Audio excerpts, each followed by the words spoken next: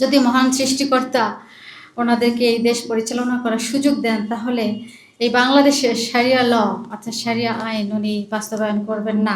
এটা আমাদের জন্য খুব ভালো বিষয় ছিল। এবং যারা আমাদেরকে নিজেদেরকে মনে করি যে আমরা এই দেশে সংখ্যালঘু, উনি বলেছেন সংখ্যালঘু হিসেবে যেন আমরা নিজেদেরকে পরিচিত না হই, বরং আমরা যারা ছোট সম্প্রদায়ের অর্থাৎ লোক কম, তাদেরকে উনি বলেছেন যেন সন্তানের মতো করে তিনি আমাদেরকে আগলে রাখবেন।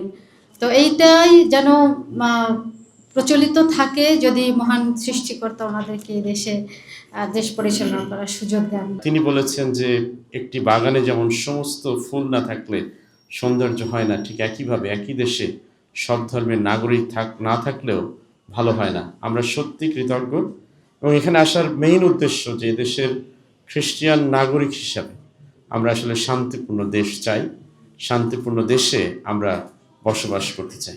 If there is a move in the parliament for a blasphemy law that would punish the Christians for their speech, will you be for this or against this? And he said very clearly that JI does not have any plans to implement a new law regarding blasphemy, that the existing laws are sufficient for the governing of the country, and the existing constitution gives religious freedom to the Christians.